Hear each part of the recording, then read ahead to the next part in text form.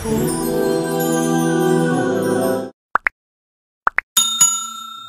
عصر توشون دا همه یعنی واقع شدگی اگه تصور کنه که او شبانه روز چند قدر روز او جنت حالیتی نداشت در دهشت غلطید حضرت دیگه همی توبه کرده گریه کرده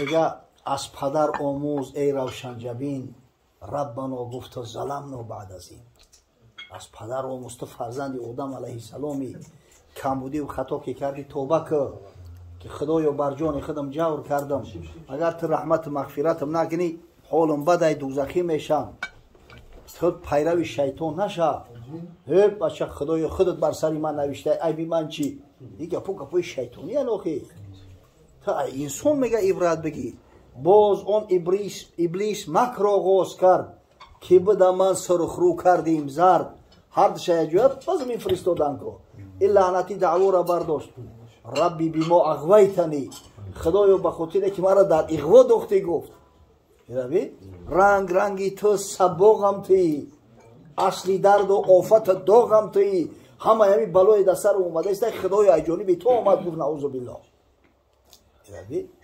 از ما فرزندای آدم علیه السلام این پدر ما وقتی کمبودی کرد نگو که خدایا تو بر سری من نوشته ای من چی کنم گفت ربنا ظلمنا انفسنا و این لم تغفر لنا و ترحمنا لنکونن من الخاسرین خدایا در جان مجاور کردیم اگر تو ترحم نکنی اگر تو رحمت نکنی هر آینه ما زیانکاریم از اهل دوزخیم بر درخت جبر تا کی بر جهی اختیار خیش رو یکسنیهی مردک باید مردک شو آخی الحمدلله انسان از شیاطین به همین فرق میکنن اگر چند بین انسان ها رو شیطان ها بدیان پیغمبر خدا حضرت ابوذر را تعلیم داد گفت یا ابوذر قل اللهم انی اعوذ بک من الشیاطین الجن والانس خدایا من به تو پناه طلب میکنم از شیطان های جنی و شیطان های انسی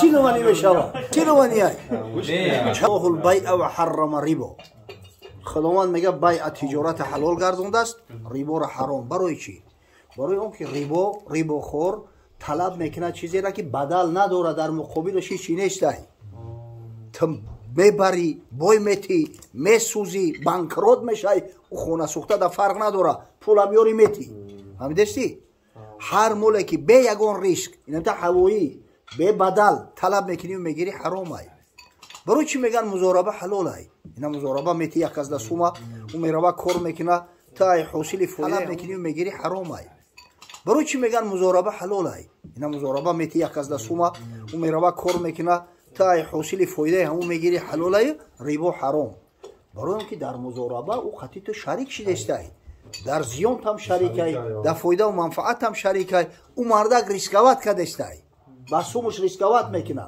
اگر خدای نکرده تو بانکروت شدی یک سوم دیگه ایت طلب کرده گرفته نمیتونه فایده بسیار دیدی بسیار میگیره فایده کم دیدی کم میگیره فایده نگرفتی نمیگیره اما ربا چی ای تو ببینی فایده نمیبینی میسوزی نمیسوزی برای او بدبخته برای بیغی او طلب میکنه میگیره اساس همیه واقعی بر ریزام ای تدان خدا چند فایده همی آدمایی که بر ربا پول میگیرن فایده میبینن یگون کس یگون تحقیقات گذرونده اکثری کل بیچاره بانکروت میشوند خانه سلوت میشوند اینا تا جزیرباد میشوند او برای برکت نداره همی کار برکت نداره جنت 100 درجه حدیث امام بخاری است جنت 100 درجه داره ما بین کل درجتین کما بین السماء و الارض فاصله بین هر دو درجه جنت مثل فاصله بین زمین تا آسمان است و میگه والفردوس اعلاها بلندترین درجه جنت هم فردوس است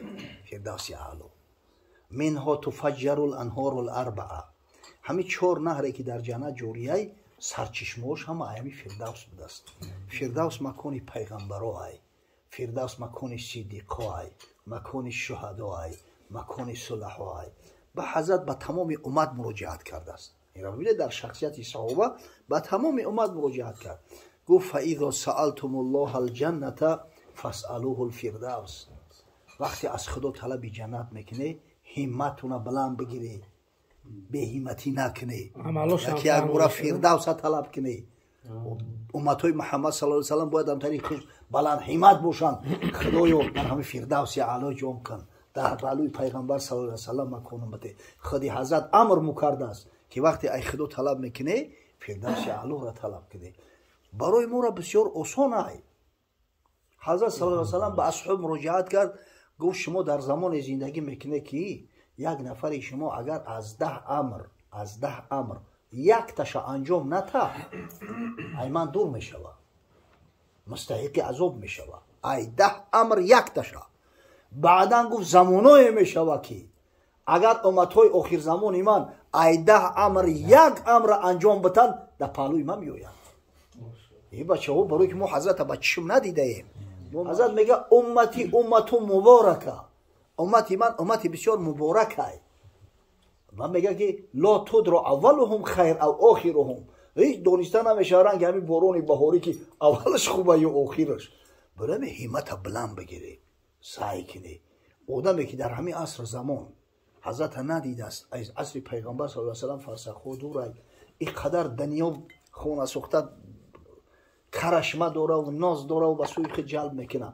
اگر همین سنت پیغمبر صلی الله علیه و سلم تاج سر کنه و بگرده، انشالله امید است که او از رحمت پروردگارش وقت ناامید نمیشه. انشالله در پهلوی پیغمبر خداوند متعال جوش میده. برای چی میترسی؟ با غیرت بشه. ببین کار هم که آسانه گرفته است حضرت که شرط نیست که شب و روزی طاعت عبادت کنی. کاری دنیا تا ببین، زندگی تا ببین، فرض خدا را ترک نکن، سنت پیغمبر را ترک نکن، ای حرام رو بتاب. انشالله بشارت تو هسته. حضرت باره میگه به اصحاب مراجعت کرد. والله علم روایت سعد ابن ابی وقاص ای گفت ایعجز احدکم ان یکسب کل یوم 1000 حسنه. زور تو میویا که هر روز 1000 حسنه کسب کنی، 1000 کاری ثواب، 1000 ثواب. بعد یک شخص خیز گفت یا رسول الله کیف یکسب احدنا 1000 حسنه فی یوم. او یک نفری ما چخیل امکان داره که 1000 کاری خیر کنه، 1000 حسنه بگیره. که ما زندگی داریم، زن فرزند داریم، دو و توز داریم، ای کجا دست ما میرسه که 1000 حسنه بگیریم. حضرت صلی الله علیه و سلم گفت یسبح احدکم 100 تسبیحا فیکتب له 1000 حسنه. هم یک نفر وقتی 100 بار تسبیح میگوید، 100 بار سبحان الله میگوید، خداوند میکنه در نامه اعمالت 1000 ثواب بنویسه. ای بچه این نعمت بین ای زیاد میشوه. حضرت همین خروهای آسان شنیشون مداد است. این همین لق دنیا میکنیم، همین گپی دنیا اسیر نمیشیم. در این مسجد میبینید کس بر شدگی همین گپی دنیا شما گفتیستی. حتی در مسجد حضرت میگه کلمتان حبیبتان الی الرحمن خفیفتان علی اللسان ثقیلتان فی المیزان. همین دو کلمه هست که الله شنیدنش دوست میداره، با زبان گفتنش به نهایت آسان است. فردا روز قیامت در ترازوی اعمال به نهایت وزنش گران است. سبحان الله و بحمده سبحان الله العظیم. تدان خدا همین چی مشکلی داره؟ اینم بکار شدی سبحان الله و بحمده سبحان الله العظیم.